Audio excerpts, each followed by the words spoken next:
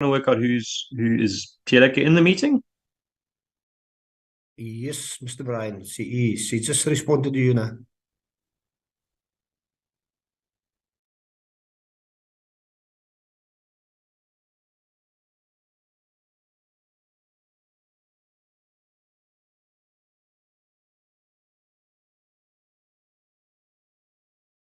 Recording in progress.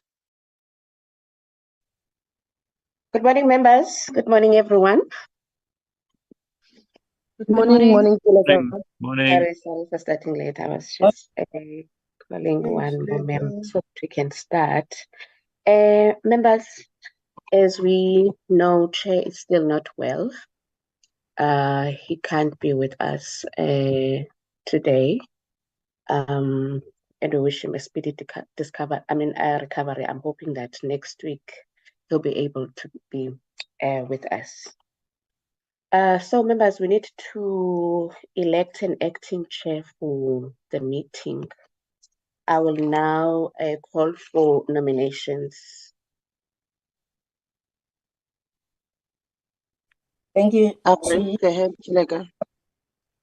Yes, Honorable Maps. Good morning, Chilega, and good morning, colleagues. Morning, everyone. I would like to nominate Honorable Mbata to chair the meeting. Okay. Thank you, Honorable Gandra. Can I have a seconder, please? I second, Honorable. I second, Chi. Thank you, Honorable Mtunu. Honorable Mbata, do you accept the nomination? Yes, Chilega, I accept the nomination. Thank you. Members, any further nominations?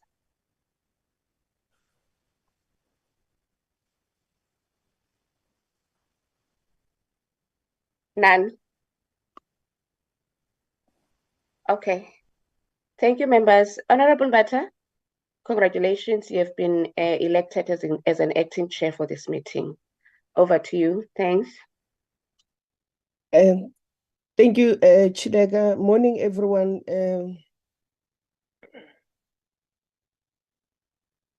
Welcome to this today's meeting, the 15th of August. Morning, Chair. Morning. I would like us firstly to put our chair in prayers so that he can come back and join us. We all know that he's not well, but let's hope that everything will be fine and he'll be back in the God's mercy. Let's just bear in mind that we keep him in prayers, him and his family. Chilega, any apologies? It's only the chair, or do you have any apologies? I have a lot of apologies, acting chair. I received an apology for Minister Chrissy, Deputy Minister Soikyu, Honorable Honorable Tapa is in the meeting, sorry. Honorable Ganjo will leave sometime during the course of the meeting for another meeting. And then Honorable Singh, Honorable Olomisa, and of course, our chair. Those are the apologies that I've received, or as well as the DG. Thank you, Chair. Thank you. Yeah. I see there's a hand of Chloe Ramaru. I think he wants to say something. Yes, thank you, Chair, and good morning, honorable members. Just to register the apology of Mr. Jongi Kayawiti. We just lost one of the director in his section, and he really has been called on to assist the family, and they are preparing for the memorial service as well. Thank you, Chair. Noted.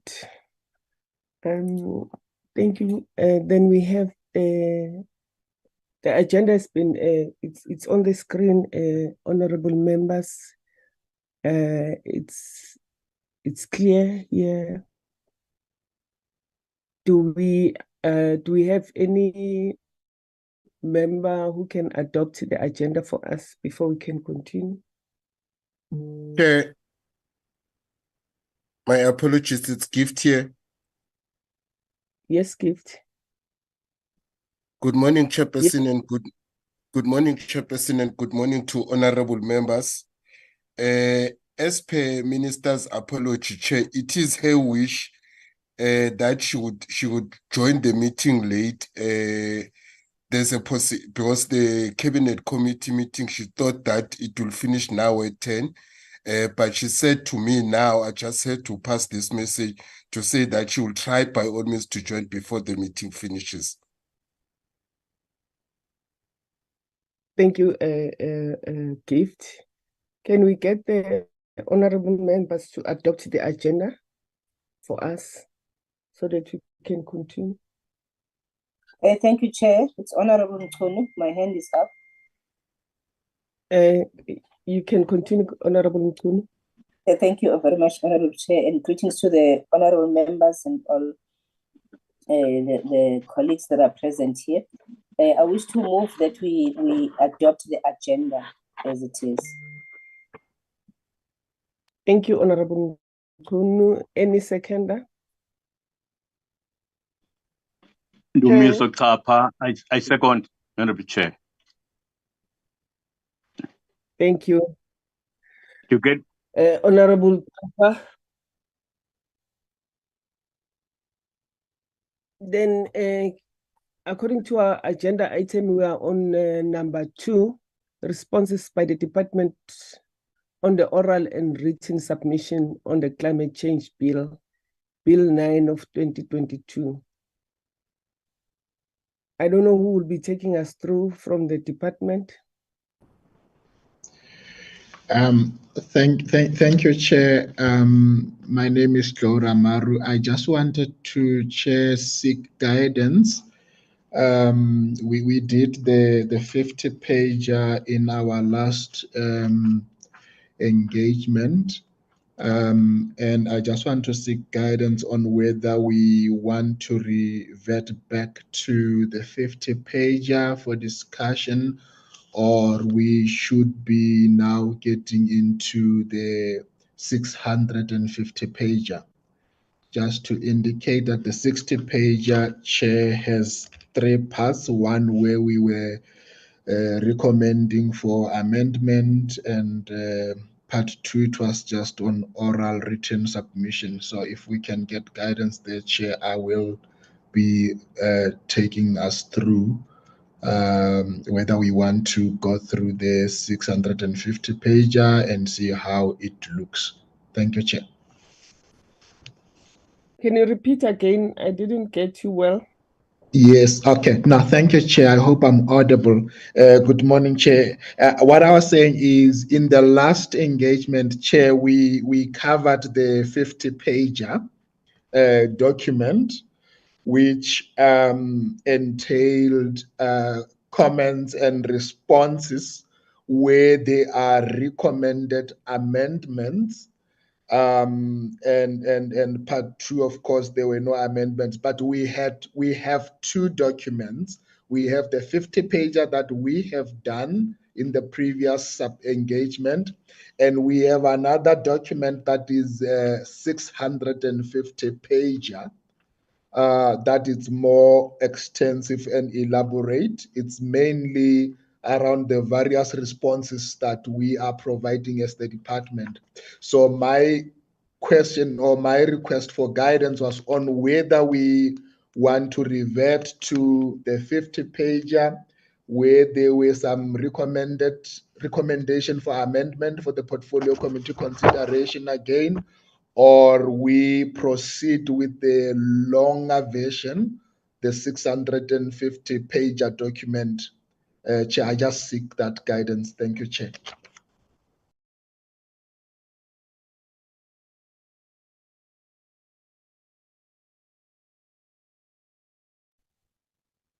Thank you. I think from our documents from Miss Chileka. She did send us, honorable members, or the document on 2308 matters of consideration. Matters of consideration on the departmental responses to the climate change bill comments. I don't know whether we should be guided by that so that we can guide the department on what they are saying to us. Yeah, I Because have my hand raised. Okay, Hannah? Thank you, Chair. So my understanding is that last week we looked at those responses and we had an opportunity to engage with the content. So the objective then of today is to look at further responses by the department. I'm not understanding the logic of going back to a document that we've already perused. So perhaps there can be some clarity as to why we would perhaps do that, and why that's up for consideration. And if not, then we should just focus on the new responses that we haven't seen yet by the department to oral and written submissions for the climate change bill. Thank you. Thank you. Other members? I hear you, Honorable Hannah. What is your take? Because I don't know whether you did read the document, because it's got some other issues that that might need attention of the department and some comments from the department or responses from the department. But if there's no other one saying anything, maybe we should go to Sorry, the Chair, I've got my hand up. I'm not sure if you can see it. Oh, I can see it now, Dave. Honorable Dave. Thanks, Chair. I just want to agree with Honorable Winkler. And I think the document that was sent around to us was an internal one from the research department to assist members with questions. So I don't think that's probably one that we need to flight or discuss. So I think Honourable Winkler's suggestion on the way forward probably makes sense. Yeah, thanks, Chair. Okay, let's continue. Let's continue with the cover of the 50-pager.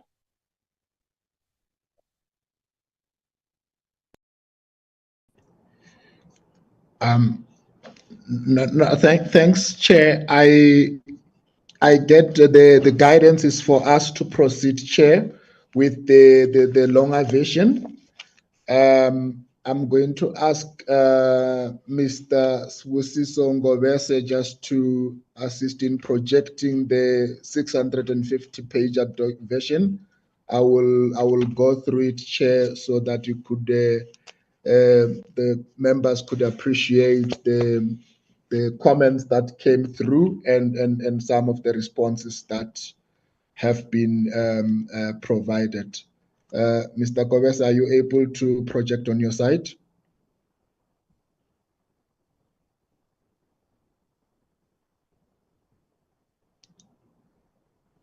Swusiso, are you able to hear us?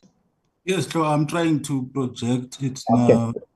Thank you. Thank you. Yeah, can you see it?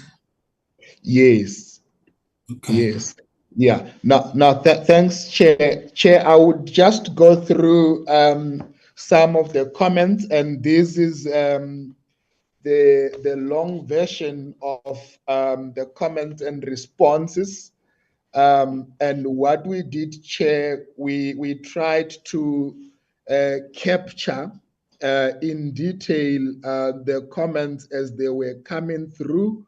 And on this longer version, as indicated, they do not necessarily constitute a recommendation for amendment, but is for the portfolio committee to also see the comments that have came through for consideration and determination on how some can be dealt with. Chair, on the first page, we try to structure the document to cover all the chapters. Chapter 1 on the interpretation and object will range from page 1 to page 43. And chapter 2 on the policy alignment will range from page 44 to page 103. And chapter 3 on climate change responses, Chair, will range from 103 to 139. And chapter 5 on the green gas emission removal will range from page 194 to 392. And share chapter 6 on general matters will range from 392 to 499, and the oral submissions ranging from 499 to 660. And there's also a bit of a summary, and that summation is also between 499 to 509. Chair, I'm going to attempt to just provide the essence of the comments and the spirit of the response on these chapters as we go along. As you can imagine, going through word by word for a very long document, but this really will enable the portfolio committee to, appreciate all the comments that have came through. Starting on chapter 1, Chair, I think there is a comment that we need to include, while the Paris Agreement and its nationally determined contribution are listed in the definition, there is no further reference of this in the text of the bill. There's no mention of the low emission development strategies. That's the comment from ACDI. And we indicated that the preamble in our response acknowledged the Paris Agreement as well as the nationally determined contribution. And as such, there is no need really to amend the bill. And because if we amend the bill and if we put largely the Paris Agreement in the substance of the bill, it means that, Chair, when the new regime come into force within the negotiations, if we now go beyond the Paris Agreement and come with another agreement, it will require that the bill go through a process of amendment, whereas as it is mentioned broadly, one as the international agreement as alluded to, as these things change, the bill will still remain, the key principle will still remain. And the long-term low emission development strategies is also part of the policy and the measures that are in place to really enable us to achieve the objective of addressing climate change. If we can just scroll further up, Spusiso.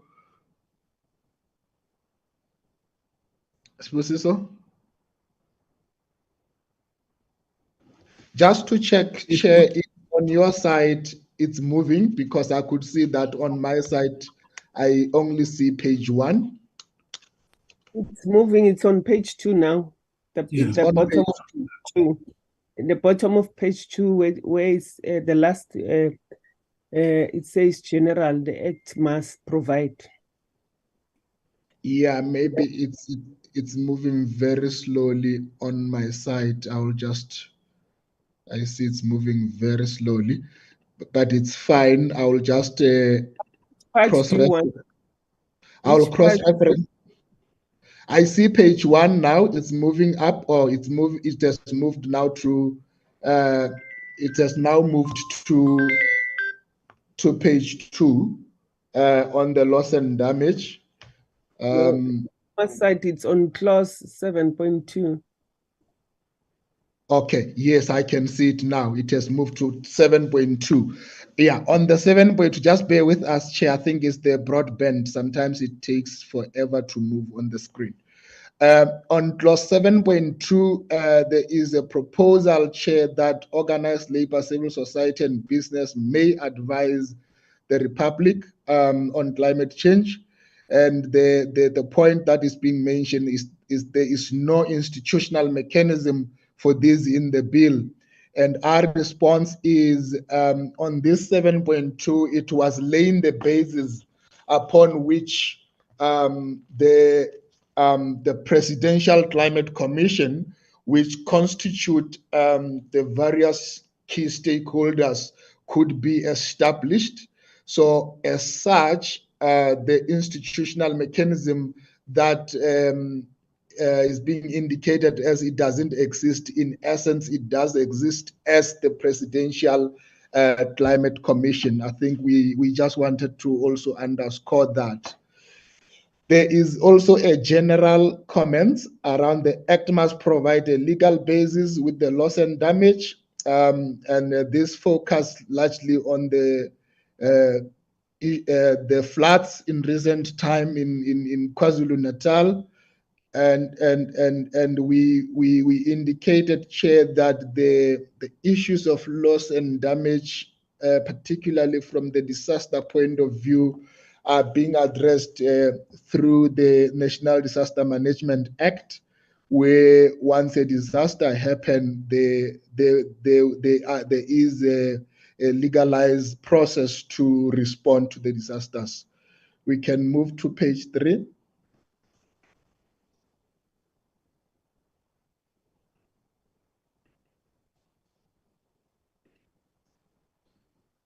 It's not moving to page 3 on my side, Chair. But I would go through on my screen, hoping that it has moved on the other side. Look, I think it's slow from your side, from your end. I think it is the broadband. Chair, bear with me. I'll go through my document as well. I've opened both of them in front of me. On page 3, with the starting point is the general comments, where the Act should provide a transboundary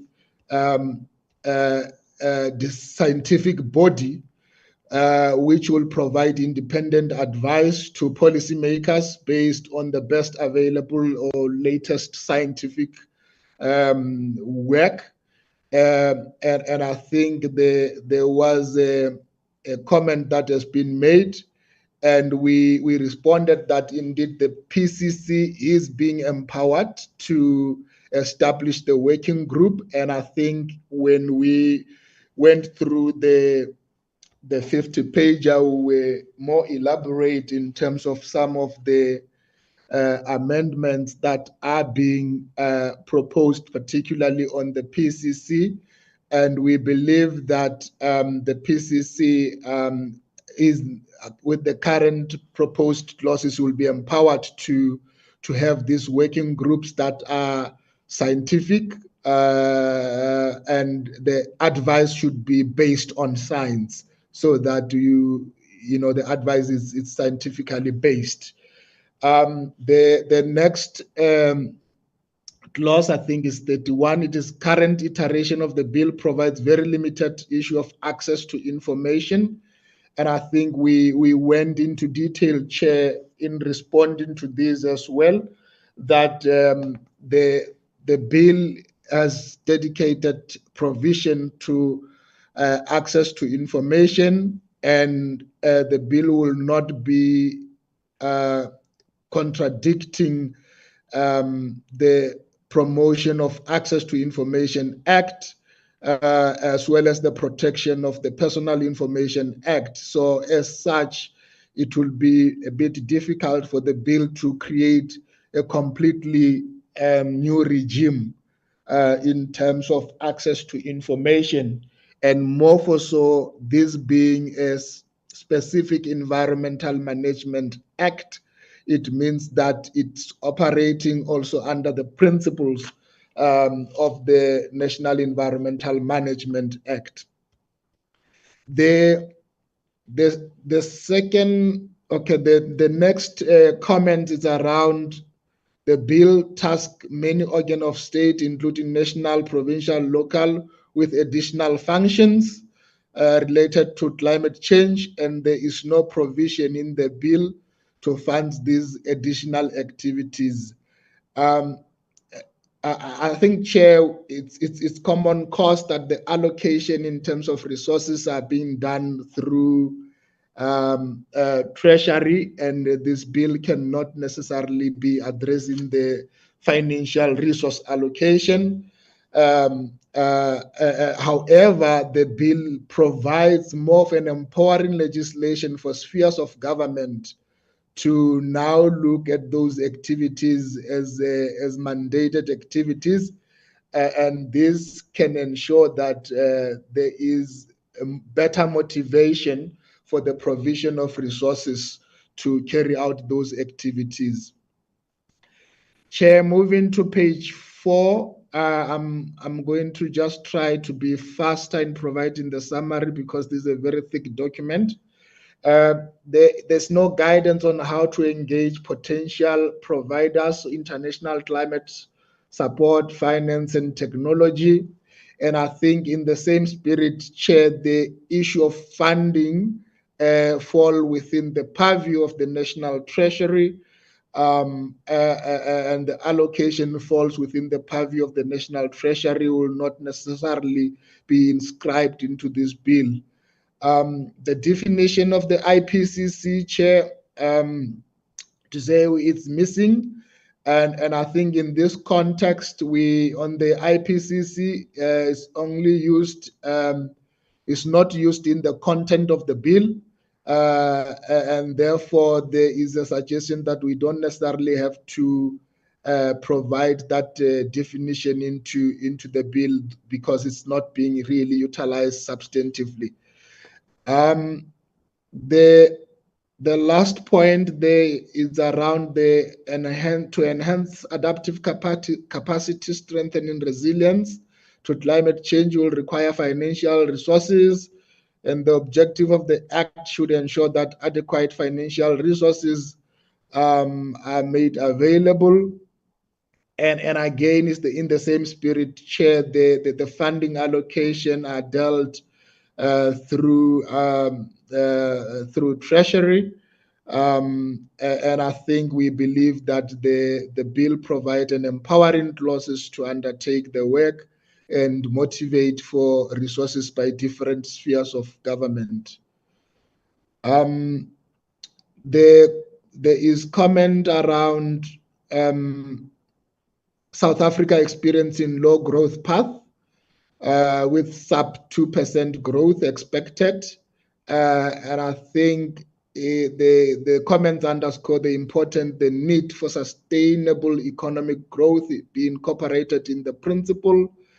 And we indicating that the principle of ecologically and sustainable economies remains a central principle in the bill. And as such, this has been to a greater extent covered in the bill without necessarily being too explicit, Chair, around the sustained economic growth. As you know, this is a very cross-cutting policy issue, and this, of course, is more of a, if you are explicit about the economic growth, it has to be of course, a different policy framework, not necessarily the climate change bill, but the essence and the spirit of sustainable development, where you're looking at both the ecological, the economic, and the social dimension of sustainable development are well covered in the principle. The need to make decisions, consider special needs and circumstances, localities, and economies of people, particularly vulnerable to the effect of climate change, especially the poor, women, and the physically challenged. And I think, Chair, these circumstances are, of localities is inclusive of the socio-economic elements of the surrounding. And this is broader enough to cater for the elements that have been outlined in here. And as we even go into the substance of the bill, when we talk about the vulnerable groups, it's very clear that women, youth are clearly enumerated into the bill as some of the vulnerable communities that needs to be supported in addressing climate change. I think there was a comment around the regulation. Has the regulatory impact assessment being conducted on this act? Assess the short and the medium long term. Chair, we undertook the socio-economic impact assessment study on the bill, which is part of the requirements in relation to DPME. And we also be working on the various regulations that will give effect to the bill to enable its implementation. Does the bill imply that the act prevail in fiscally related aspect of climate change? For instance, carbon taxes are part of the national climate change responses, Treasury through the fiscal framework process, similarly energy governance, and these are some of the comments that came. And will this act still trump? I think, Chair, our response cover the element that once the bill is enacted, particularly on climate change matters, climate change regulation, it will take precedence over any other legislation, and work will be carried out to ensure alignment. And however, just to emphasize again that the intention really is not to deal with resource allocation. There was a request for the inclusion of the intersectoral approach to transform our food agriculture using agroecological approaches. Chair, I think this was a more of a specific comment where the focus is really on saying we need to focus on agriculture to mitigate and to build resilience. As we well are aware, the approach on the bill is of intersectoral nature on both mitigation and adaptation. And on adaptation, various sectors are empowered to develop strategies, while on mitigation, the policy and measures are central towards the intersectoral manner of addressing climate change. So a more specific thematic area, whether it's the area of agriculture or the area of water, will be dealt more specifically in the sector strategies, Chair. There is a recommendation of the definition of resilience. I think we have covered this as well in our previous presentation, Chair, where this definition indeed was agreeable. It has been included. And there was comments around the revising section 2 on the object so that it begins with the principal object of transforming to an ecological sustainable society, for example, by inserting the following: facilitate rapid and just transition to an ecologically sustainable society. And we believe that the current objectives as outlined in the bill are really very responsive to the comments as they cover. Mr. Chair? Chair? Yes, Chair. Just give me a few seconds. I just want to say something concerning your presentation and the last week's presentation. Yes, Chair. Yeah, so that we don't repeat what we have done before. When comparing the department's responses with the public input, clear responses were provided on climate change mitigation. However, there are several concerns that needs to be clarified or addressed for the bill to be effective in climate change adaptation and building resilience in communities. These concerns, they include the following: the lack of a dedicated climate finance mechanism to help marginalized and disadvantaged communities adapt to climate change. The absence of any provisions for compensation for loss and damage caused by the climate change. The reliance on the Disaster Management Act to provide the climate change adaptation and disaster risk reduction. Even though the Disaster Management Act has not been effective when looking at the recent extreme weather events.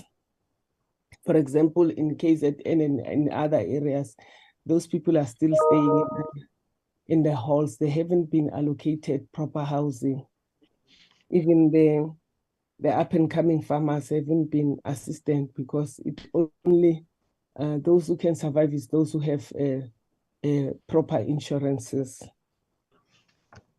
We need to discuss these concerns and get thoughts on how we can improve the bill to make it more effective in addressing climate adaptation.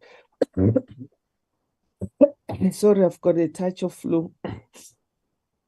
The second part of the meeting, I believe that we should deal with the continuation of the consideration of the consolidated public hearing report to inform the next steps in processing the bill. When the committee is satisfied that all issues are adequately addressed, the legal teams will have to work on the A list of the bill, including all agreed agreements.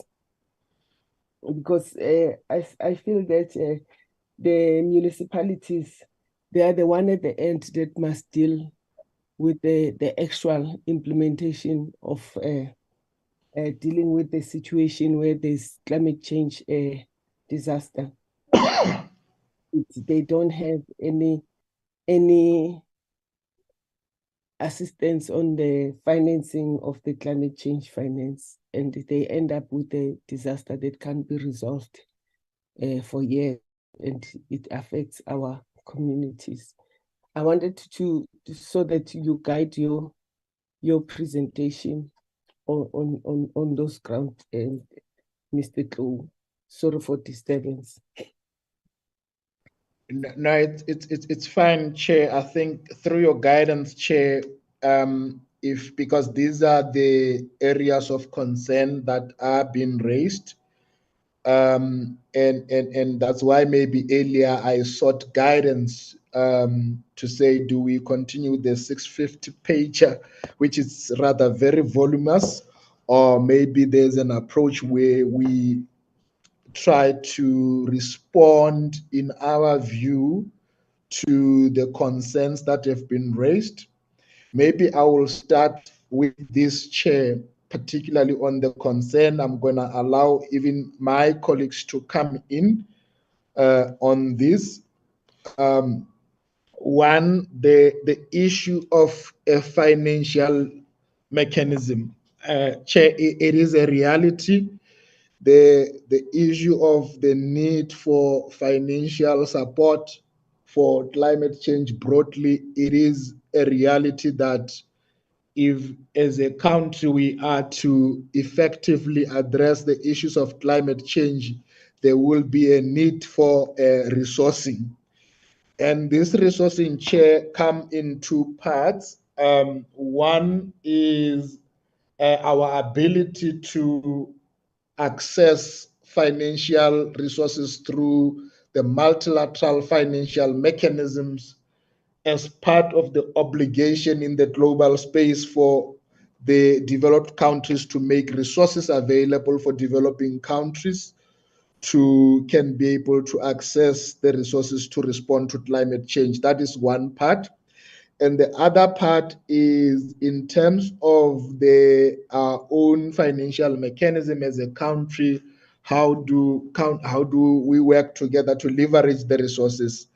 However, Chair, the limitation that I want to cite, and the committee can also provide some guidance and advice, is it might prove a little bit difficult for the bill to be designing the financial mechanism, as we well aware that resource allocations to a greater extent are being dealt through the National Treasury, through, amongst others, the money bill. So this might be outside the scope of the bill in its current form. But I think, Chair, maybe a conversation or a discussion and guidance from the portfolio committee might also be very important on that.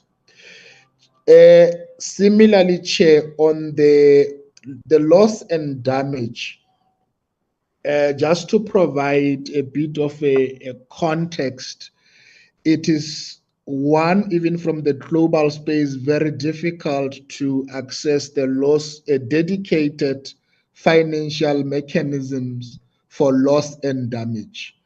It has been dealt through what we call a philanthropic approach within the global discourse, where it's only there is no dedicated finance, mainly because the developed countries are pushing back on having that dedicated mechanism for loss and damage. They see it as a liability for them in terms of their responsibility to address loss and damage. However, there is work that is ongoing right now in the UNFCCC to establish a fund that would be dedicated to loss and damage. That work is ongoing. Hopefully, if it becomes successful or progressive in the negotiation, that fund might that approval of establishing the fund might be gained at COP28. I thought, let me provide the context. And at home, Chair, the Disaster Management Act has been the main act that really manage any disasters, which are to a greater extent inclusive of climate-induced disasters. And if there are some limitation, our suggestion would be maybe consideration be looked on strengthening the act itself, but not necessarily creating another mechanism of disaster response through the climate change bill. And this is just a comment that I want to put, Chair. Maybe it might also warrant discussion, because the Act on Disaster Management Act is established specifically to address the disaster management issues, whether they are climate induced or otherwise. I think that is one area that, Chair, also need to be looked into. On the local sphere, Chair, there has been a number of comments that point to the lack of capacity in the municipalities, that points to the issues of governance in the municipality. However, our response was framed along the fact that we, as the department, we continue to work with the local sphere and the provincial sphere to support them technically to build the needed capacity to implement the provisions of the bill. We worked with the local sphere to develop what we call the adaptation response plan across all the districts.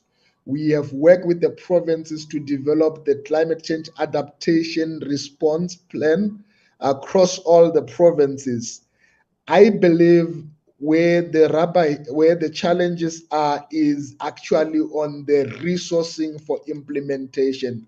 But as indicated, resourcing or financial resource across board remain a limitation, Chair. But we committed to continuously through, among other things, our donor partnership to work with them to ensure that there is we build and support their capacity, particularly for the provision of the climate change bill, because we unfortunately not through this bill can address all the local government governance issues, but we committed, Chair, to work with them. When we developed the chapter on adaptation that look at mainstreaming, that look at the alignment of both the national adaptation strategy to the provincial climate change response plan and to the local response plan. We staggered the work in such a way that it will allow, Chair, the alignment from national to sectors, from sectors to provinces, provinces to the local sphere. That's how we have staggered so that it does not become business as usual, but we take time in ensuring the alignment. But I want to acknowledge, Chair, that the biggest challenge is resources, financial resources for full implementation of some of the key instruments. Chair, I will stop here and see if the approach should be to continue with the larger document, or the approach is to really receive the comments and see how we try and respond to that. I will also allow my colleagues, if they want to add something based on the comments that have been raised by the chair, to come and raise those issues. So from your side, and Linda, is there any further comments in response to the concerns raised? No, thanks, Joe, from my side. And good morning, Chair and colleagues. I think the ideal approach would have been maybe for the committee to send us any follow-up questions from our last meeting, so that we can be in a position to respond to those. But then without that, maybe a document with the follow-up issues from our last meeting, I think it would be difficult for us to then engage properly. But the idea was that it should have been for the committee to send us a document with all the follow-up issues so that we are in a position to respond. But then I think you've covered it well on the issue of the financials. This is a 76 bill, and if we provide more, we have more provisions around financials, then it may lead to reclassification of the bill to being a money bill. So I'm sure the state advisors will be quick to caution us against having express provisions on the financial aspects. But on the Disaster Management Act, the approach we adopted was to not to duplicate what already exists, but to ensure that there's alignment and integration. So to the extent that losses and damages are covered under the Disaster Management Act, our approach was then to ensure that there is alignment and integration with that act, and not necessarily to duplicate effort. Thank you, Chair. Thank you, Sibusiso. Chair, over to you. Thank you. I have, I think I have two questions. The first one is, how will the bill's adaptation be financed? Sorry, Chairperson, I just want to know, can you see our hands up in the blocks there? Yeah, but you've raised it after when I was speaking. I'll recognize you.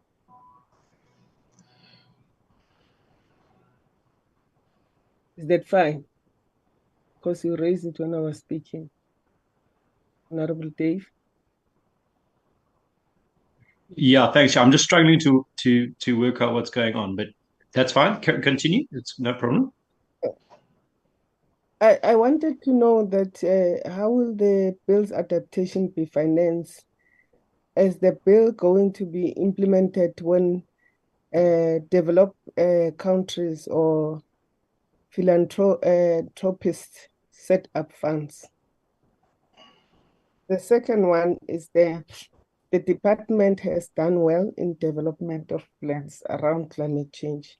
What is the cost estimate that the department and National Treasury has arrived at based on the plans? Then let me give Honorable Dave. Thanks, Chair. I think Honourable Weber as well after that. So, Chair, just quickly, I'm still just a little bit not certain as to exactly how we're proceeding here, but I'm just going to ask some questions anyway. So, just in terms of the couple of things that were raised by the presenter that I'd like to touch on. The first is the inputs from the ACDI from UCT. It was mentioned that the bill inputs in the response were based on science. And I know the ACDI has mentioned science, which takes into consideration the socioeconomic impact. So they wouldn't strictly be science only.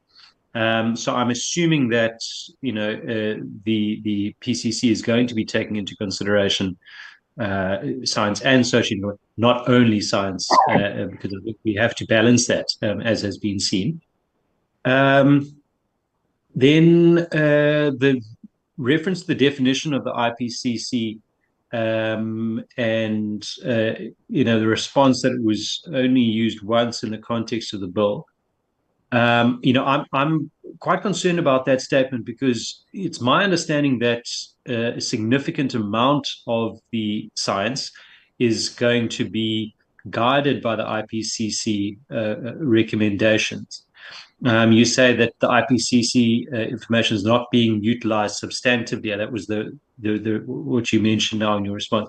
I was under the impression that the IPCC was the kind of foremost guide in terms of the bill and the provisions related to climate change.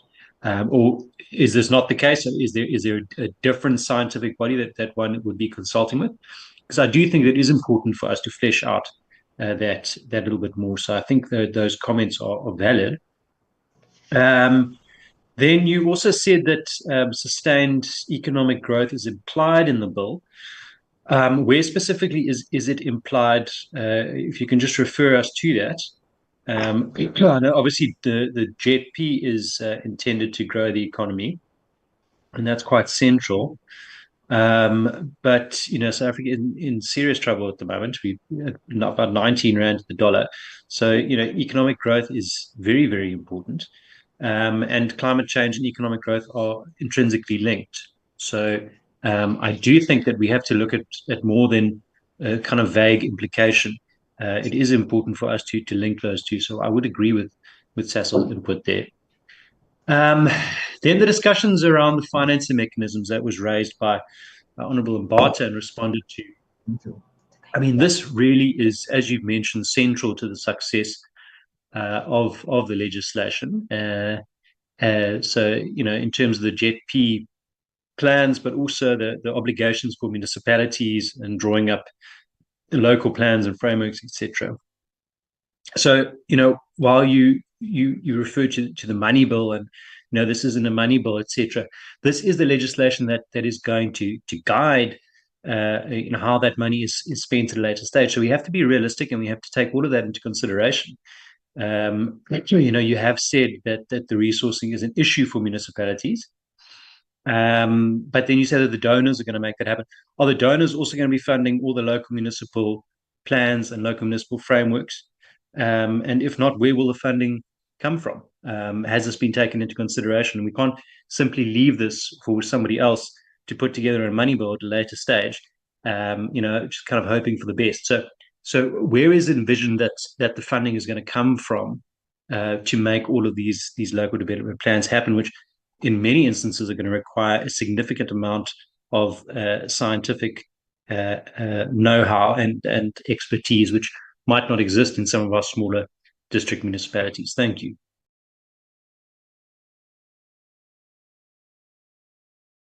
Thank you, Chair. Yes, Honorable Mbata.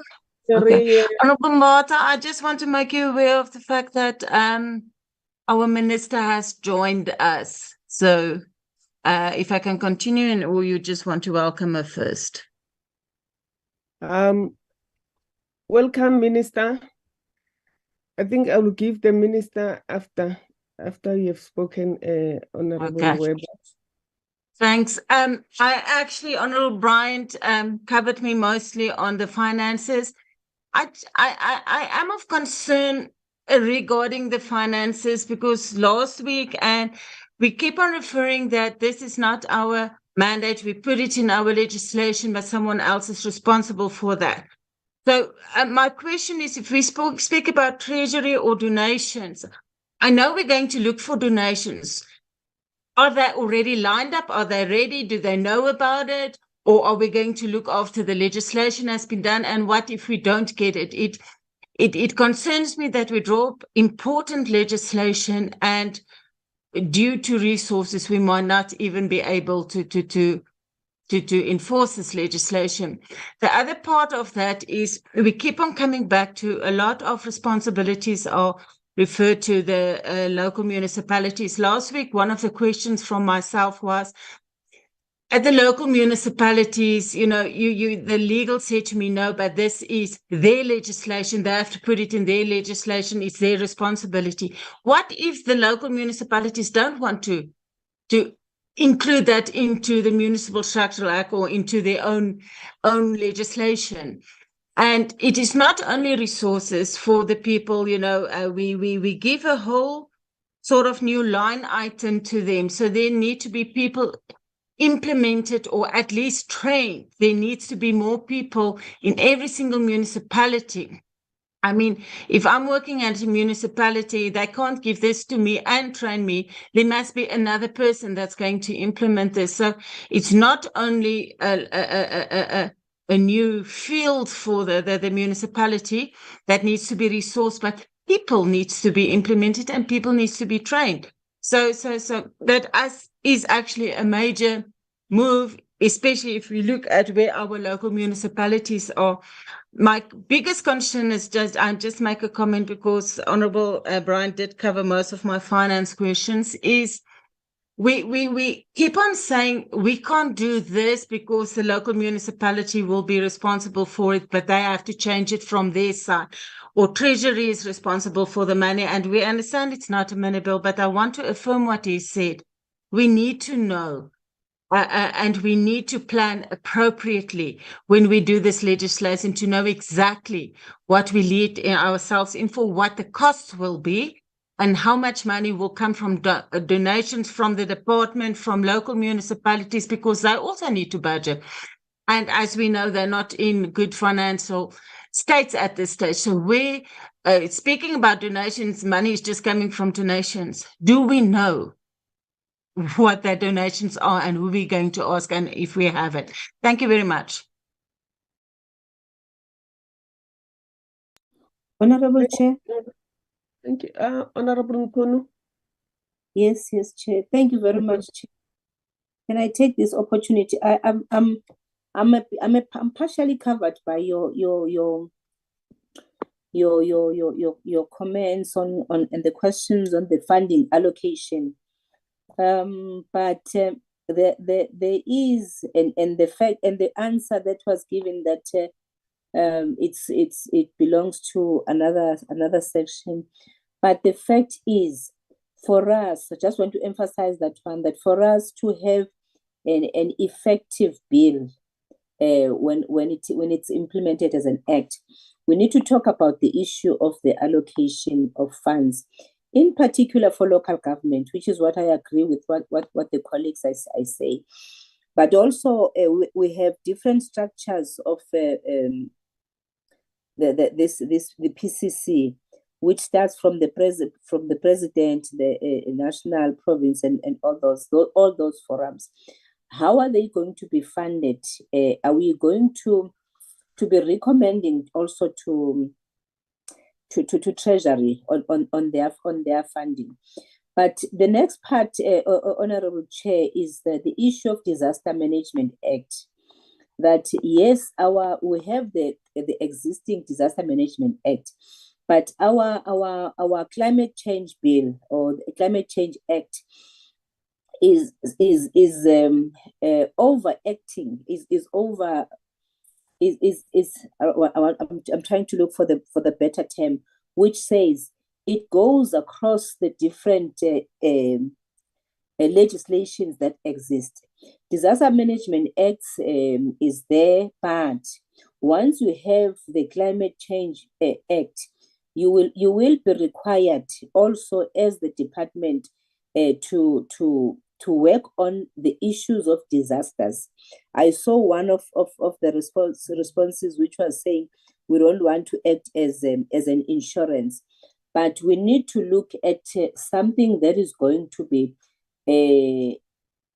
working for those that are affected by the disasters. What is it that we'll be doing? Yes, because the Disaster Management Act, we need to look at the loopholes that are there that makes the communities of KZN who were affected long time ago not to have been assisted up to today in some of the areas. Yes, there is assistance, but in some of the areas, people are still living in halls and they need to be assisted. What is it that we need to? There's something that we need to do about our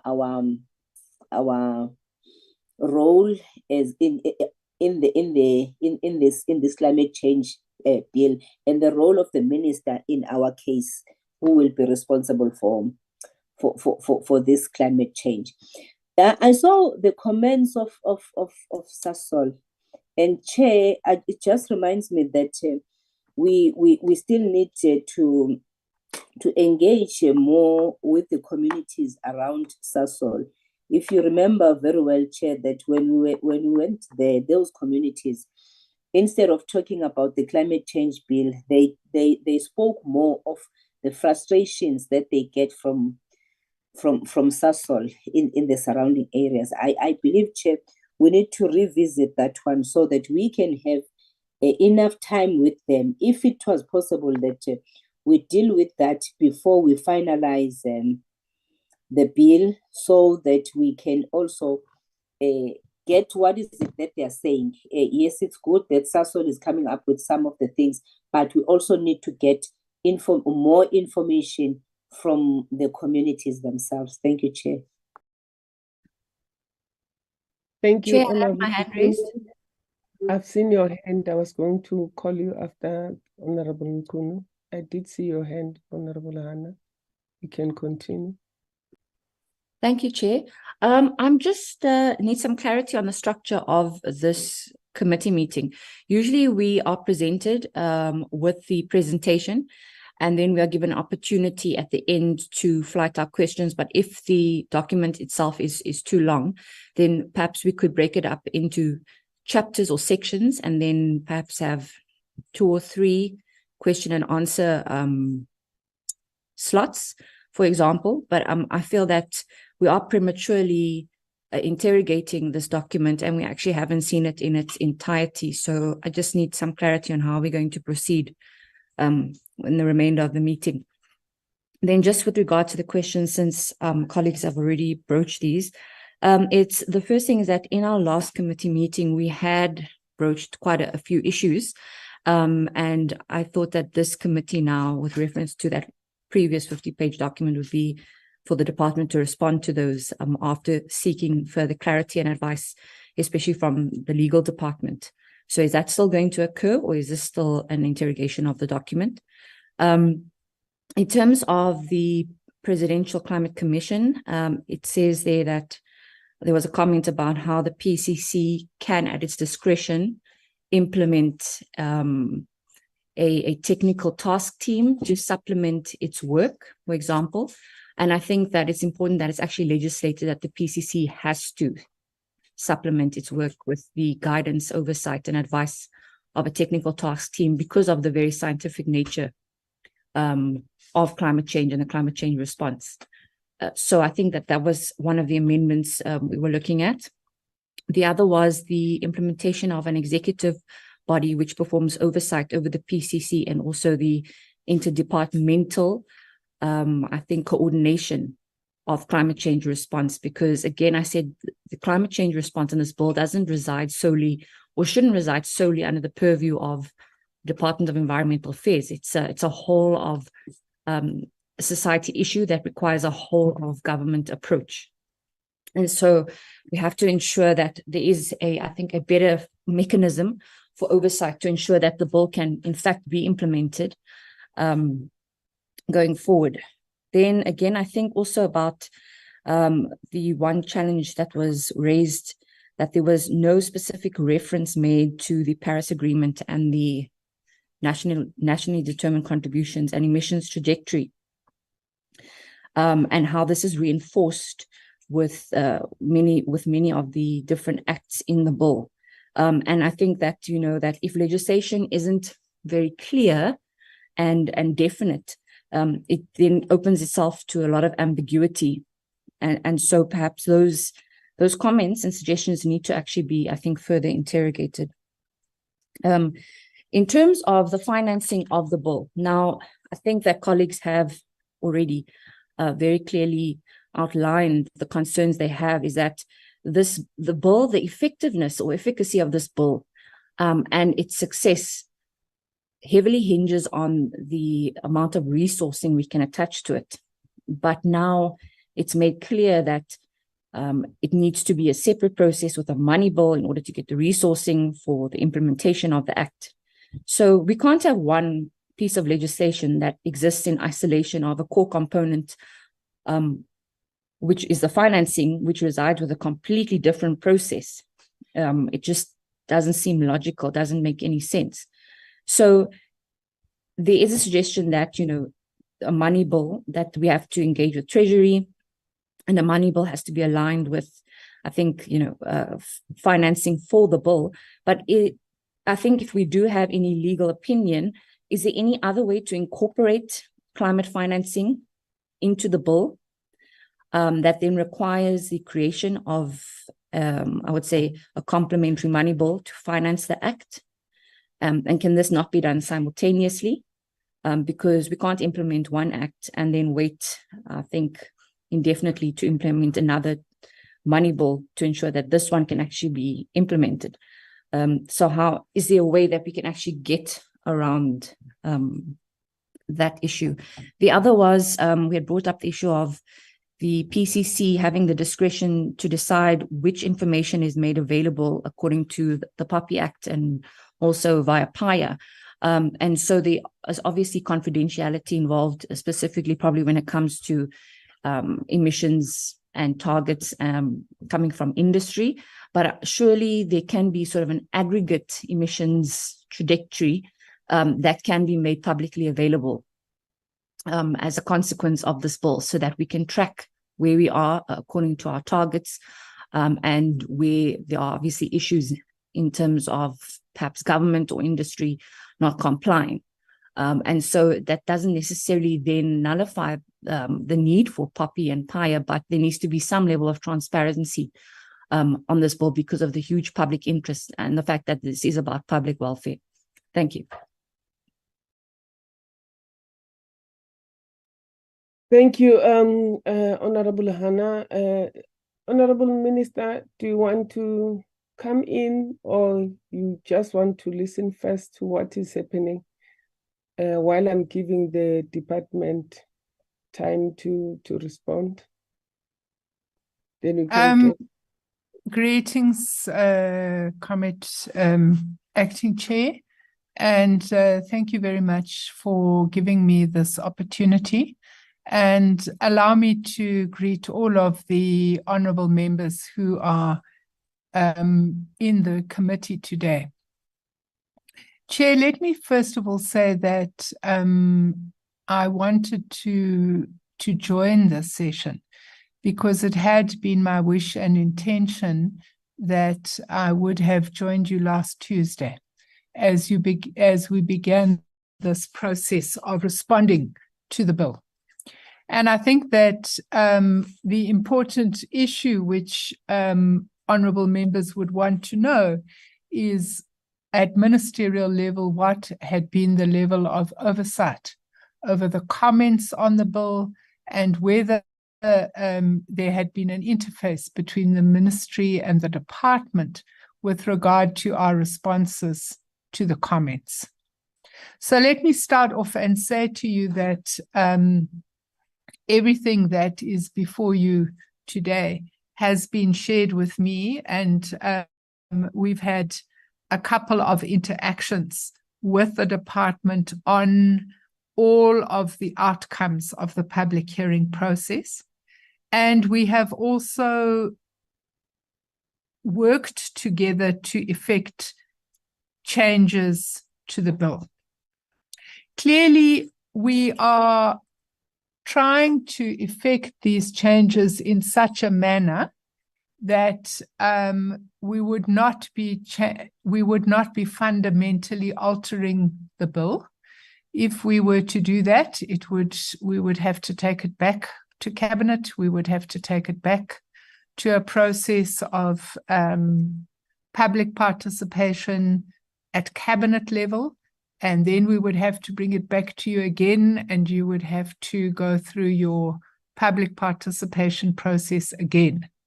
And I think what we recognize is that the consequences of that are that this bill will not go through in this parliamentary term. And we are of the opinion that we do need this bill, and that this bill, in fact, should have appeared before the National Assembly many, many years ago. And the reason is that we are already living through a process of the consequences of climate change. The bill really aims to create an enabling environment. At the moment, there is nothing of a regulatory nature that requires any department to work cooperatively on questions of climate change. There is no requirement for provinces to work on climate change. There is no requirement for municipalities to work on climate change. If we don't have this enabling environment, then what began as a slow onset event and is going to become a more rapid onset event will not have been adequately prepared for. And I think that that's something that listening to the conversations of honourable members and the urgency that honourable members are reflecting is something that is well understood by this committee. So I think it's within this context that we are trying to accommodate amendments to the bill, but we are also trying to ensure that we can enable this bill to be passed in this parliamentary term. Because if we have to start from scratch, the extreme weather events that honourable members are referring to will become more extreme, and we will not be moving slowly forward to cope with these extreme weather events appropriately. Now, if honourable members read any piece of legislation, you will not find details of financing there, and that is because the finances of government do not work in this way. When one is appointed as a minister, one is given responsibility for the implementation of certain pieces of legislation. Part of what that means, and the same applies to MECs, and the same applies to mayors and to MMCs. Part of the reason that we require this legislation is so that there is a requirement throughout government that we have to start to do something about climate change. And the Paris Agreement requires us to do three things about climate change. The first thing it requires is a strategy to reduce greenhouse gases. The second thing it requires of us is to adapt to the inevitable realities of climate change. And the third thing it requires of us is to find the finances. Without this bill, we can't implement at a domestic level the Paris Agreement. We have been working for many, many years as a department implementing the Paris Agreement through voluntary agreements with different levels of government. Because we work hard and because we consult and because we've built good relations, we've got quite far without this legislation. But the reality is that the implications are starting to affect everybody, and so we require this regulatory environment. It is not necessary to have a special money bill for the climate bill, because the climate bill will enable different levels of government and different government departments to start to budget for the responsibilities contained in this bill. And budgeting in government is always a competitive process. And there are always other levels of government and other priorities and other problems. And it becomes necessary that everybody will be involved in the budgeting process, which is one of the responsibilities of ministers, to make sure that legislation under their control is properly financed. So I think that the things that honourable members are asking for, it's not how government works, and you're not going to find any bill that says to implement this, we need so much money and therefore Treasury must give it to us. You're not going to find any bill that says that. So let's not try and do things in this bill that don't happen in any other piece of legislation. The second point one would want to make really relates to the whole question of the Presidential Climate Commission. I think, colleagues, the assessment we have to make is, what do we think about the way in which the Presidential Climate Commission has been functioning at the moment? And my view is that it has been functioning quite well. It has done public participation processes, it has advised government, it has pushed government, it has raised the profile of climate issues, it has brought different actors and different players to the table.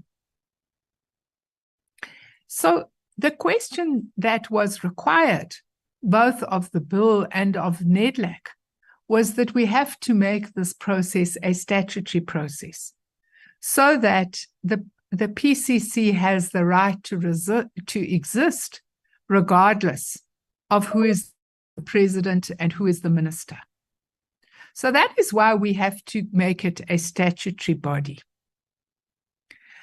My advice to this committee is, it's a good idea to have different ministers sitting on the Presidential Climate Commission. And the reason it's a good idea is because it helps those ministers to understand climate change issues, and it helps the PCC to have direct access to ministers.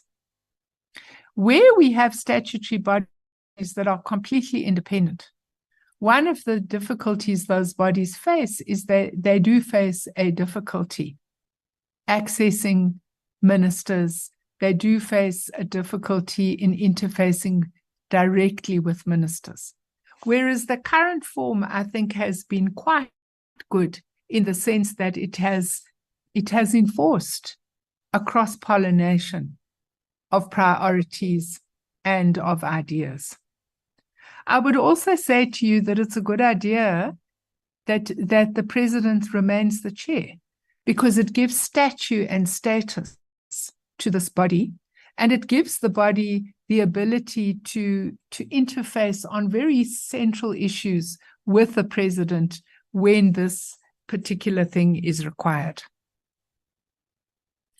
The international panel that conducts the scientific research on climate change is the gold standard.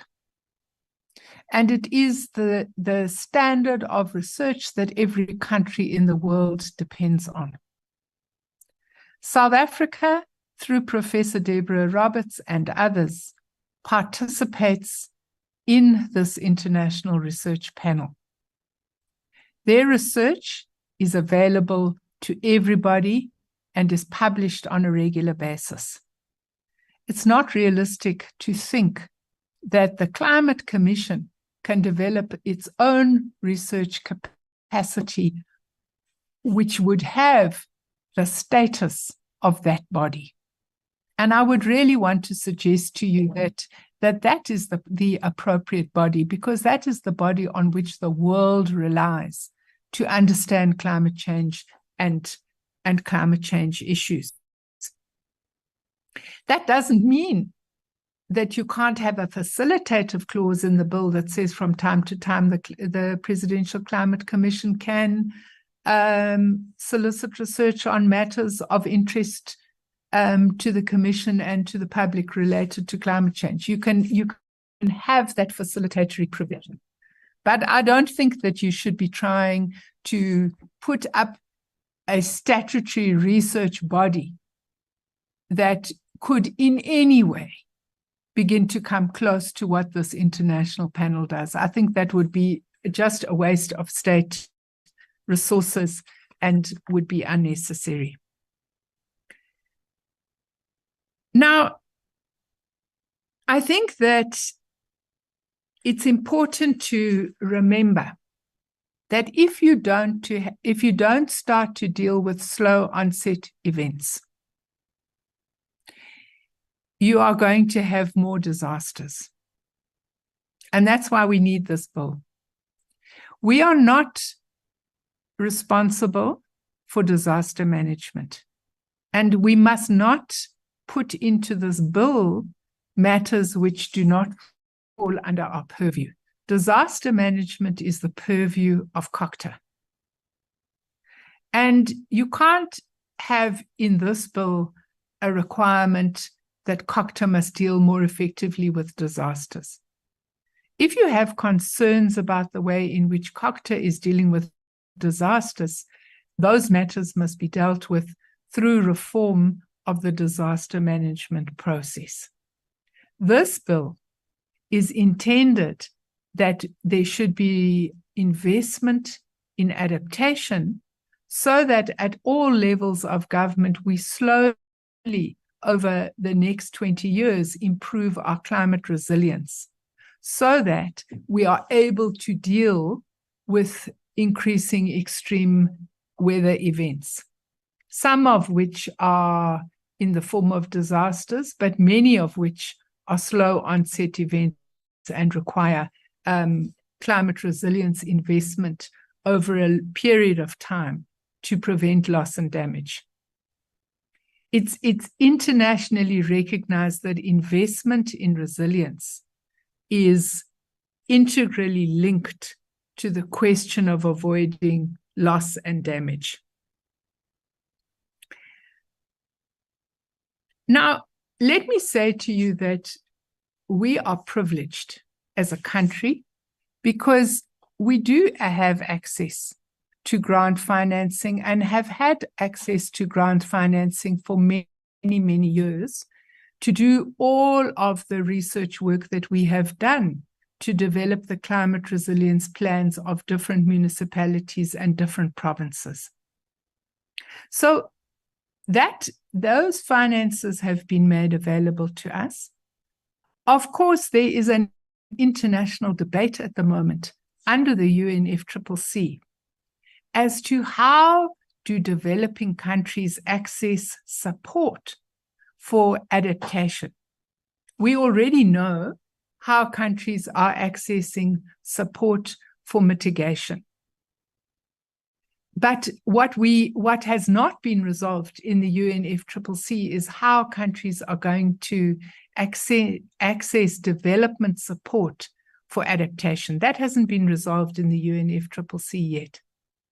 And I suppose that is the place where this discussion about how do developing countries such as ourselves access finance for adaptation, that is the correct place for that debate and for that requirement to be taking place. So let me say that I think we've already agreed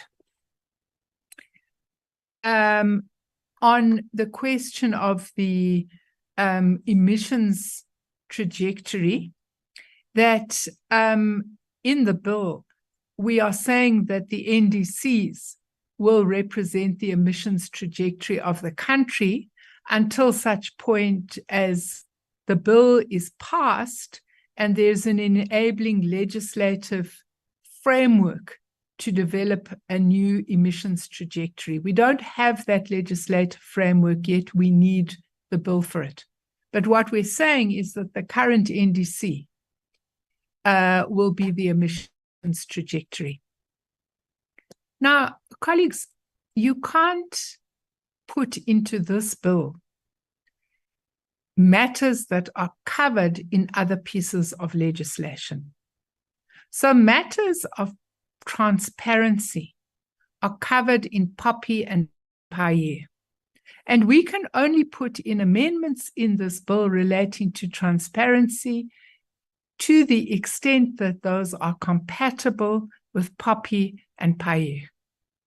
This, again, I think that we shouldn't stray into areas that are not our competence. But the NDCs are not secret. They are lodged with the United Nations. There is currently a global stocktake that is taking place of achievement of those NDCs. The outcome of that global stocktake will be a public document.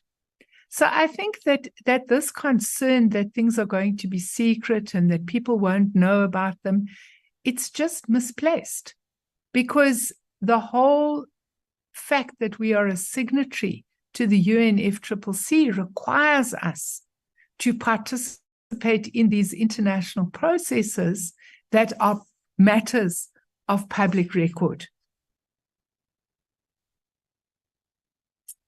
Let me pause there. I think that the officials are in a better position to respond clause by clause.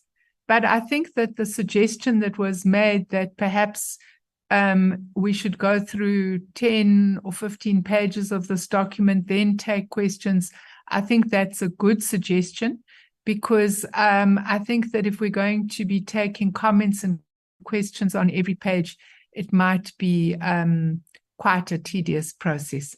Thank you very much, Comrade Chair. And I'm happy to, I know colleagues wanted to interface with me, and I'm happy to have some, to take some follow-up questions before we go back to the clause by clause.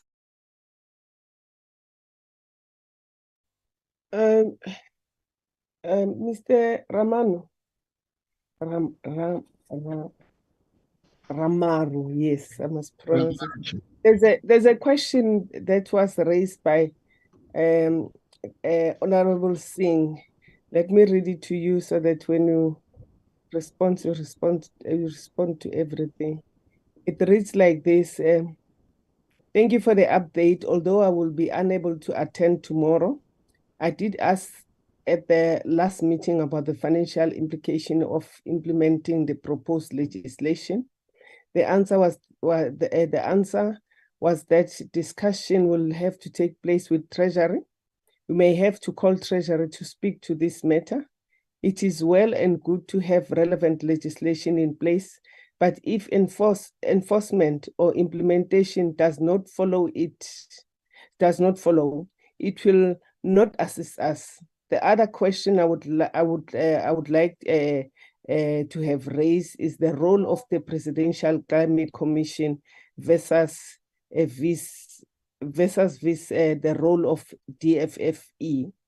That's from Honorable Narend Singh. Over to you. Yeah, no, thank you, Chair. I think the Minister really addressed quite a number of questions that have been raised. But maybe, Chair, to go back to the question around the issue of the economic growth. And as I've indicated, the principle of it's in clause 3 D, where under the principle where we talk about that this act will be guided by a contribution to a just transition towards a low carbon, climate resilient and ecologically sustainable economies and societies, which contributes to the creation of decent work and so forth. That is where, Chair, one clause where the issue of the economics, sustainable economies is included. And there is also under the preamble, Chair, where it talks about the realization of the significant socio-economic and environmental benefit in a manner that is driven by national circumstances. I just wanted to highlight this because there was a question around where these socio-economic elements are highlighted, Chair. Chair, there is a question around reference to the Paris Agreement and the NDC. Just to underscore, Chair, that in page 2 under the preamble, the bill underscored that implementing effective climate change is a national sustainable development priority set out in the National Climate Change Response Policy, while the Republic's nationally determined contribution under the Paris Agreement, as it may be, varied from time to time.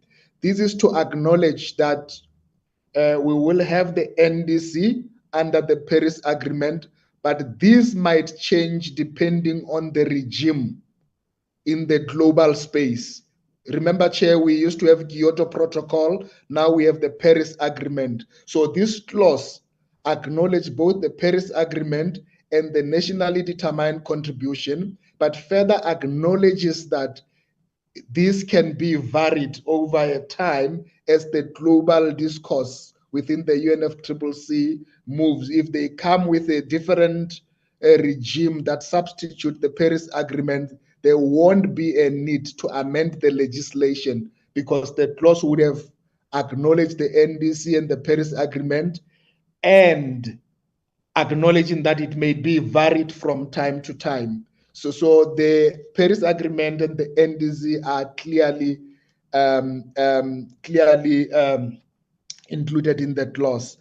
And the trajectory, I think Minister indicated, even last week, we indicated that until such time that the Minister develop a trajectory, there will be a use of the current one that is entailed into the NDC. This is acknowledging that the targets as contained in the current NDC will be the guiding targets until such time that a full trajectory that goes to 2050 is developed. Again, I just want to underscore that the NDC, Honorable Chair, is also included on the trajectory.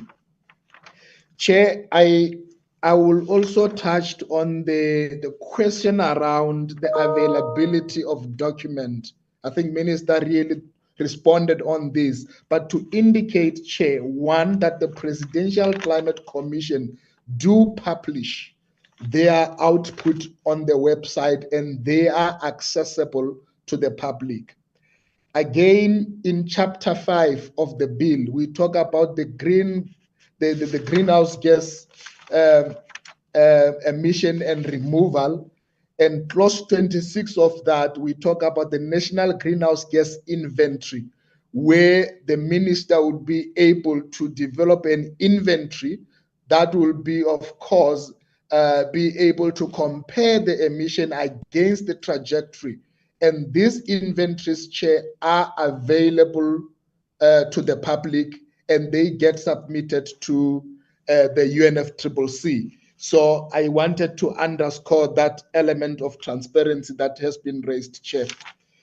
Chair, the issue around the use of science, I think it's Honorable Dave, very right. When we talk of science, it's inclusive of the social science, the economic science, as well as the physical science. I think the principle is the advice should be underpinned by science. And I think it's not only the physical science, it's inclusive of both the socio-economic and the physical sciences.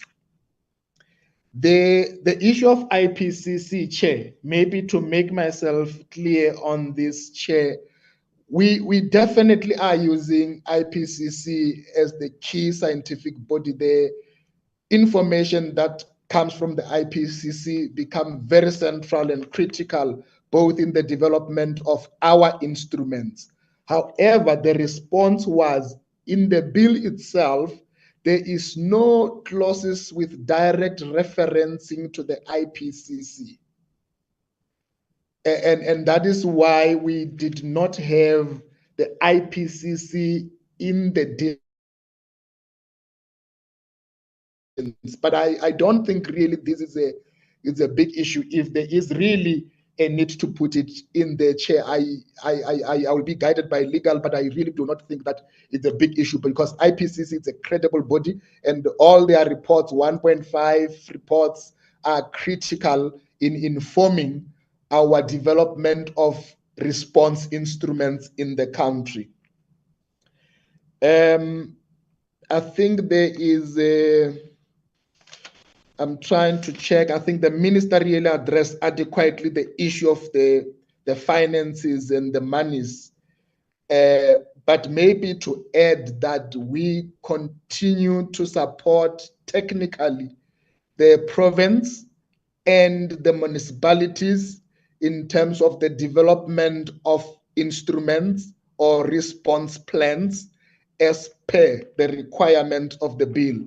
And we commit to continue to do that. And indeed, we've been doing that with support of the grant that we are able to receive through bilateral partnerships. And I think I just wanted to underscore that, Chair, that we will continue to do that in terms of supporting them technically on the development of the instruments that they have to develop into the bill. The issue of the PCC, I think, as Minister indicated, we have put an empowering clause for them to can ensure that they are able to have task teams which will bring in this different scientific knowledge to make sure that they become central to their advisory so that the document and the outputs that are coming from the commission are really underpinned by science. And I think we have presented this last week to say we have included a clause there which enable them to establish the task team that will really support the work to ensure that it's scientifically based. And I guess, Chair, there was a question on whether we make this discretionary. And I know on our suggestion, we're saying Presidential Climate Commission may establish committees that would really assist. And I think I will also leave it to the portfolio committee to guide, but we were providing this as an empowering clause so that they are able to tap into the scientific committee or scientific work. I think Minister touched, Chair, on the disaster management as well, and the money issues.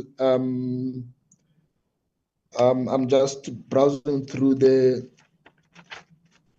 issue around the finances. I think it was a very key one. And I think the minister really touched on the work of the Presidential Commission. I think if we look at our 50-page document, it constitutes quite a number of strengthening on the Presidential Commission, whereby it becomes a listed entity, to can carry out its function, and I think this has been provided in the previous week, where there's quite a number of amendments to give effect to the Presidential Commission being listed as an entity. And I think the issue of the work of the commission, the focus really is providing advice, and it's there on the socio-economic matters related to just transition. And I think that is becoming the key area of their work. And the minister spoke about the participation of ministers and continuation of the chair working, the chair being the Honorable President. And I think there was an issue around who's going to fund the PCC. Once it is listed entity, it will be funded through a normal allocation of government like other entities, Chair.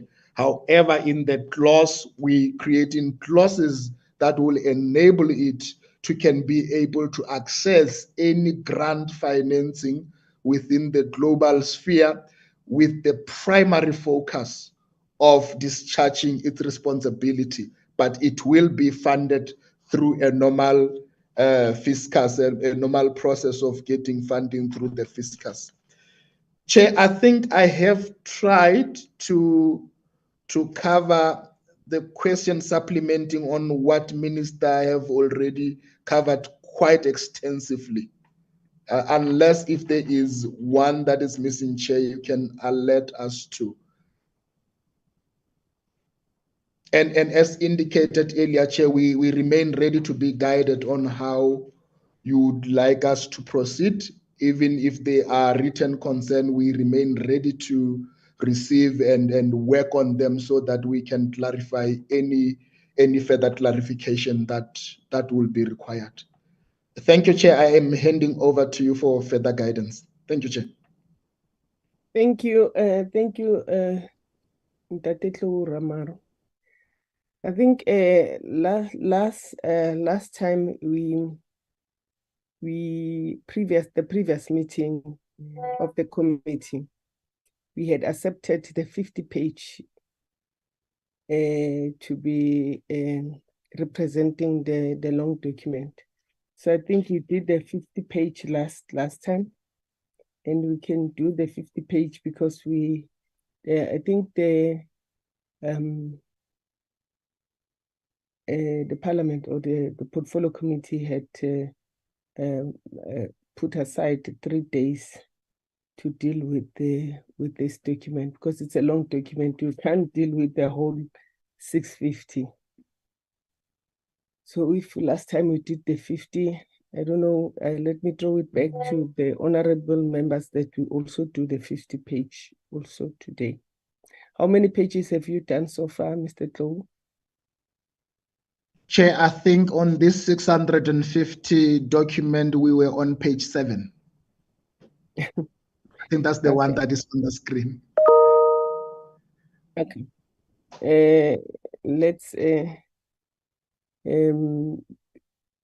Let me throw it back to the honorable members, because last time we we agreed on the 50 page. So I will still continue with the 50 page. Can I for make a today. suggestion, Chair? Yes, Minister. You know, the 50 page really dealt with the detail of the proposed amendments. I think what the 650 pages deal with is our comments on all of the public comments that were made to yourselves.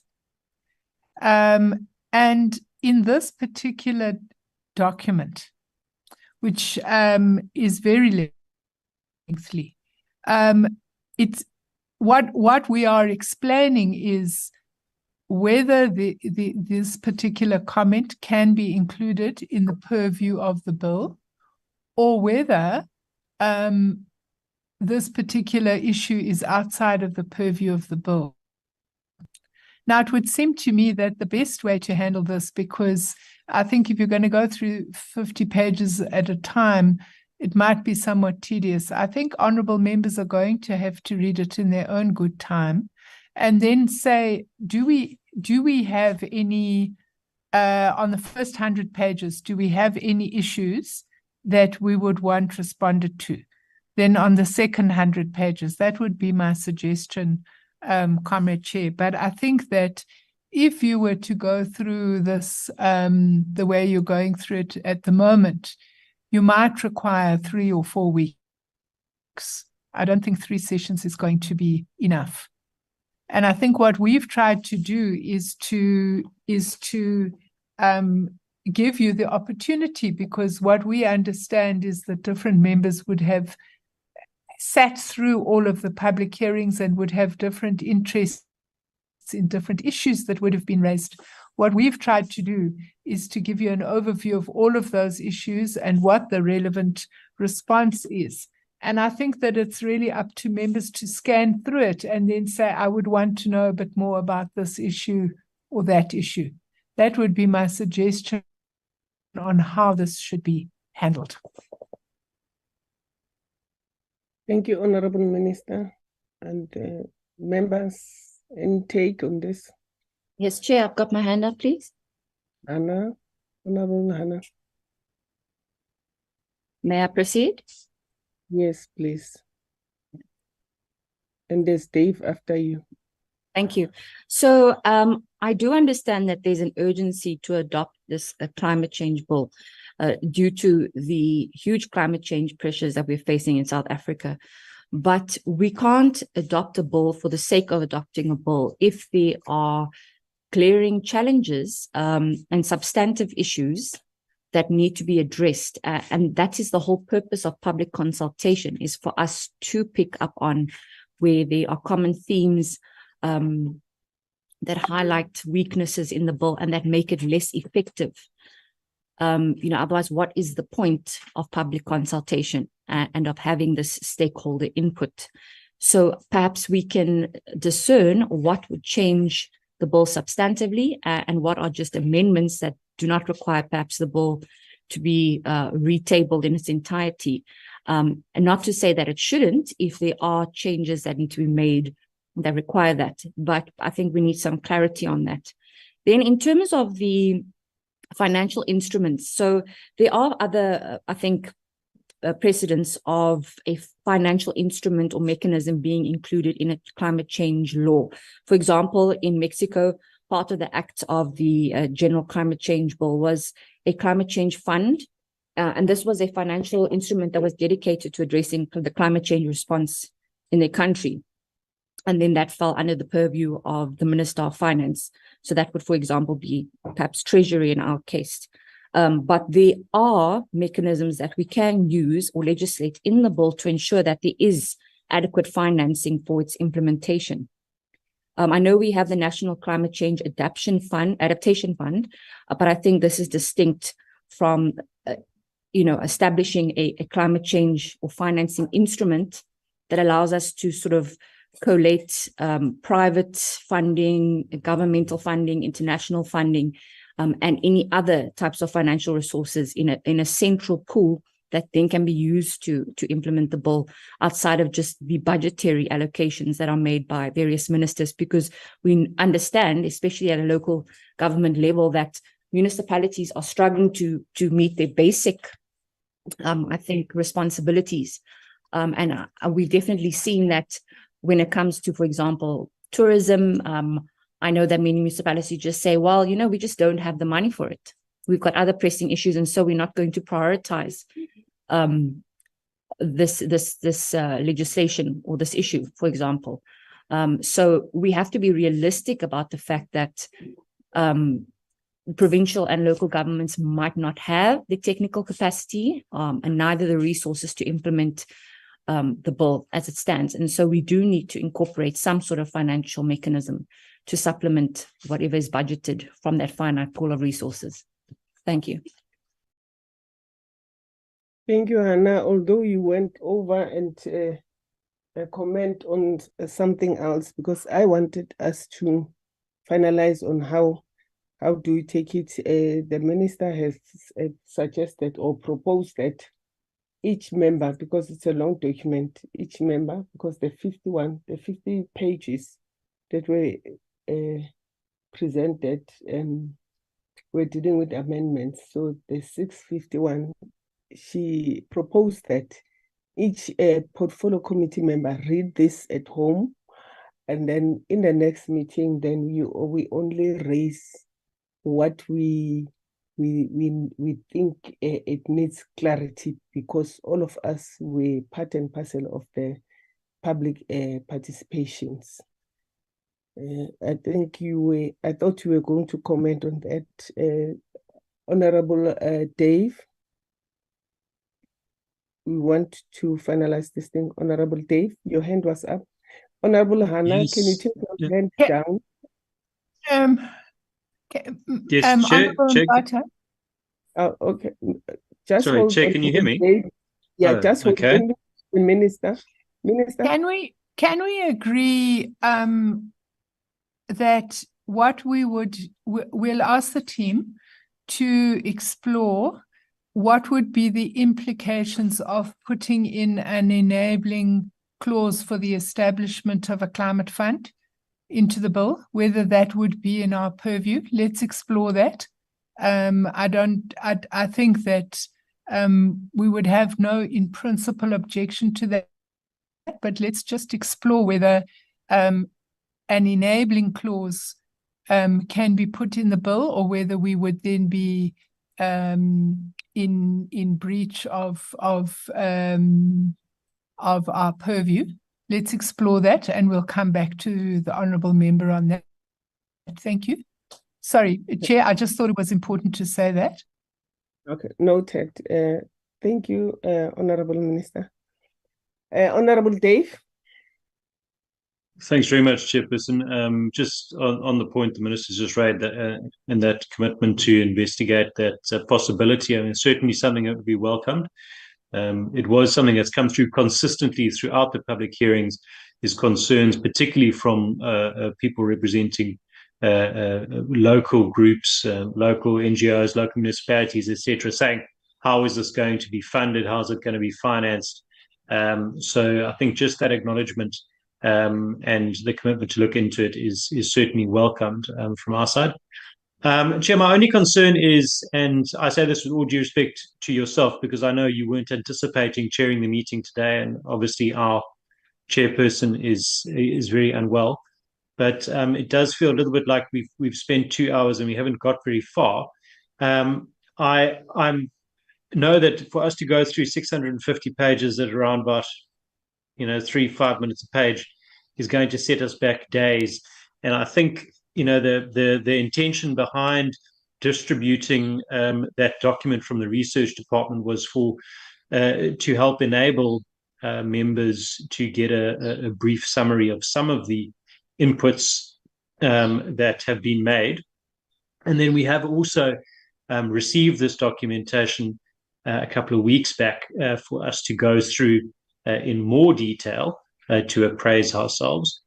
So I think if members don't feel that they're able to interact with this document now and ask the relevant questions, I would suggest that in the interests of time and not wasting time, that we either cut the meeting short and come back to complete this. Otherwise, we go into the full question and answer session now, taking it then for granted that members have had an opportunity to go through the documentation and read the research document, so that we can get into the meat of those discussions. Thanks, Chair. Thank you, Honorable Dave. I think you were supporting what the Minister have said, that if all portfolio committee members can read their notes and read the document from the department, then in the next meeting, then we only deal with what the honorable members need clarity on. It will be much better and it will save time, because if I look at my time now, it's 12 o'clock and I think this meeting is scheduled until 1 o'clock, of which it's a time given to us won't allow us. I think that will be much better, and it will help us, that each and everyone. And I believe that also we can also give in time the department some of the questions, because there was one of the officials,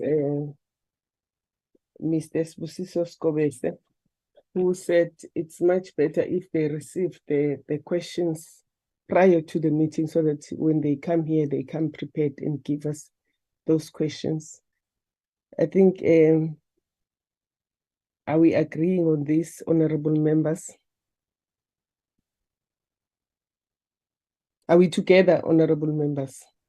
Yes, Chair. I would agree that we be given the opportunity to go and review the comments, and then to prepare the questions, and then perhaps reconvene the session once we have the questions, and then have the department respond, if that is what you are advocating for. Thank you. Yes, but I want to add that we sent the questions prior to the next meeting to the department, so that they come prepared with their questions, with their answers. Are we together? Yes, Chair. As long as there's still going to be an opportunity for oral Q&A as well during that session. So if there is anything detailed, I think that's certainly a valid request, that if it's a very detailed a question, that we send that through beforehand. But as long as we're also able to interact directly with the officials on these further questions, which might need further clarification, and that all members then are made aware, because I know some of our colleagues aren't present on the meeting today because they have other engagements, that they're made aware that they need to send those questions through beforehand, and that that meeting is going to be used purely for clarification purposes, questions, etc., so that they can make sure they are properly prepared. We don't have anybody starting the meeting again, not knowing what to do. Thanks, Chair. Thank you, Honorable Dave. And I think those who won't be available on that day, but they must send their set of questions, so that they can be answered, just like Honorable Singh has done. Can we have the timeline for members to send their questions? When Chilega, when is the next meeting? It's on Tuesday? Is it next week, Tuesday, Chilega? There's one chair that is scheduled for Friday, if members agree, or we can meet next week, Tuesday. I'll be guided by members. Thank you, Chair. Can we meet next week, Tuesday, honorable members? Yes, I'm happy with that, if everyone else is. Thank you. Tuesday, next week, Tuesday. So the timeline for the submission of the questions, today is Tuesday. Let's say by Friday, we must have submitted, all of us, our questions to Chilega, so that she can send it to the department. By Friday, what time, Chilega? 1 o'clock, Chair. 1 o'clock. Friday, 1 Yes, o'clock. Are we agreeing? Agreed. Thank Agreed. you. What is the next item? Chairperson, sorry, took some time to switch on my microphone. Chairperson, I would suggest that we rather not have a meeting on a Friday. Yes. Many people have. Some people have the luxury of not having other things to do on a Friday, others not. So I would rather we not have a meeting on a Friday and keep it to next Tuesday. We agreed on a Tuesday, Honorable Okay. All right. Paulson. Thank you. Agreed on a Tuesday. Friday, it's a busy Friday. Yeah. So I think there's nothing to discuss today, and it's now the time to adjourn our meeting, if I'm correct, with those things that we have mentioned, that we submit our questions by Friday, written questions by Friday to Chilega 1 o'clock, and on Tuesday next week the department will answer all those questions based on our public hearing and notes and the reports that they've given us. With that, I would like to thank you all for giving me this chance to chair your meeting, and see you next week. Enjoy your precious day, your beautiful day. See you next time, next week, Tuesday. Thank you all. Thank you. Bye, everyone. Bye. Thank you, Chair. Recording stopped.